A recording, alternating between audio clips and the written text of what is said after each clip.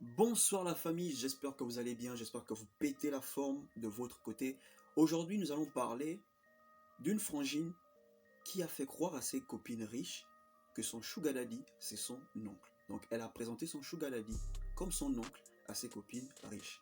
Vous allez comprendre pourquoi elle a fait. Mais avant tout, abonnez-vous à la chaîne, activez la cloche pour ne manquer aucune des vidéos et partagez cette vidéo si vous avez aimé. N'hésitez surtout pas à vous abonner aussi à la chaîne principale. Là-bas, nous parlons de relations, conseils, motivation et d'objectifs. Donc, si tu veux savoir comment les relations fonctionnent, cette chaîne est faite pour toi. Tu veux devenir une meilleure version de toi-même, cette chaîne principale est faite pour toi. Le lien sera dans la description ou dans les commentaires. Revenons à notre petite histoire de notre frangine qui fait croire à ses copines que son sugar daddy, c'est son oncle. Alors, pourquoi elle a fait ça? Ok. En fait, la fille, elle vient d'une famille modeste. On n'est pas dire pauvre. Elle vient d'une famille modeste de la classe moyenne. Ses parents ne sont pas riches, mais ses parents ont pu l'envoyer à l'école. Ok. Elle a pu arriver à l'université, ok, avec la force de ses parents, mais ses copines profitaient de la vie mieux qu'elle. C'est-à-dire, chaque vacances, ses copines partaient à l'étranger, passaient des vacances à Dubaï, en Europe, bien quoi, tranquille, et elle était toujours là, dans le même pays, la même ville, elle n'avait pas des vacances excitantes, rien, ok. Et ses copines organisaient des soirées où il y avait des cotisations vraiment dingues, dont elle ne pouvait pas, les cotisations de 100 000 francs CFA, 200 000 francs CFA, donc elle ne pouvait pas participer à ces soirées parce que elle n'avait pas les moyens et ses parents n'avaient pas ces moyens en fait pour ce genre de vie. Pour les parents, c'était juste ok, nous on fait l'effort de t'envoyer à l'école et peut-être avec le temps, quand tu vas réussir, tu pourras t'offrir la vie que tu veux. Donc, elle en avait marre de cette vie, elle décide de se mettre sur le marché. Ok, elle décide de se mettre en valeur. Et ça paye. Donc, elle tombe sur un monsieur qui devient son sugar daddy. Bon, on connaissait les sugar daddy, nos concurrents. Les gars là ne blaguent pas et ils ne font pas les choses à moitié. Quand ils attrapent une meuf, ils prennent soin de la meuf, ils mettent la meuf sur un piédestal et il a fait ça pour cette demoiselle.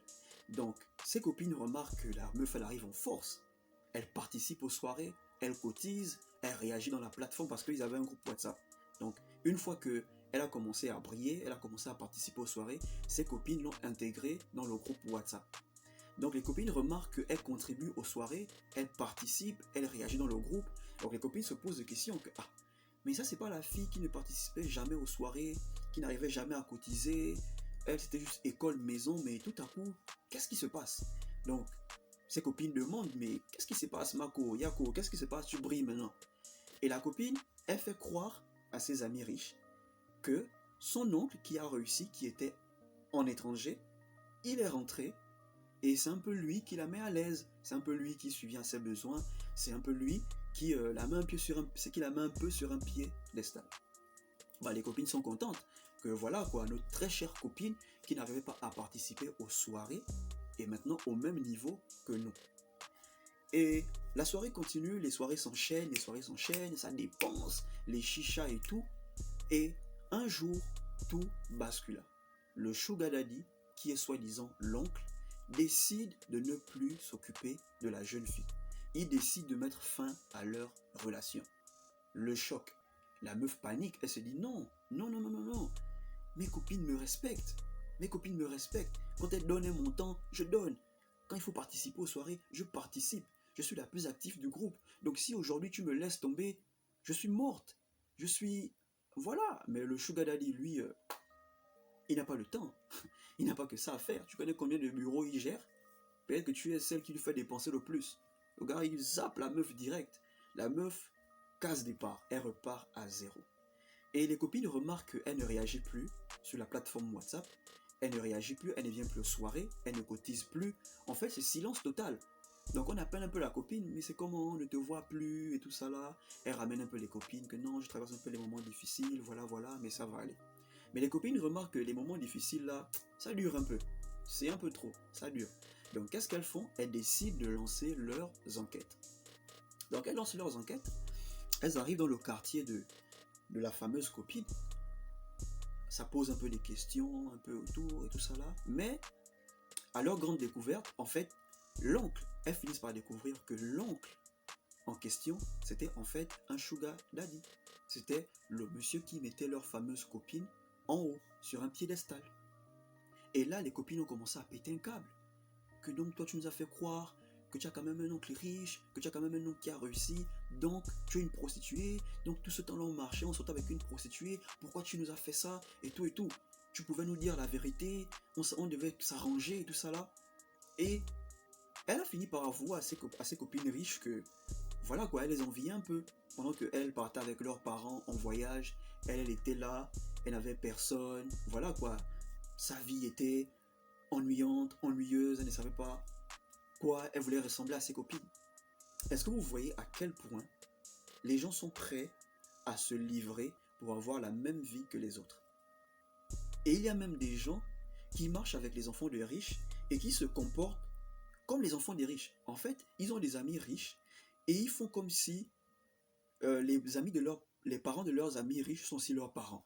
Quand ils marchent avec leurs amis riches, vous les voyez, les gars bombes, ils bombent le torse et tout. Mais ce sont ces personnes-là qu'on envoie aller acheter des drogues, des substances. Quand les enfants riches veulent chiller, ce sont eux qu'on envoie pour aller prendre la beuh, les chichas et tout ça, les boissons fortes pour chiller.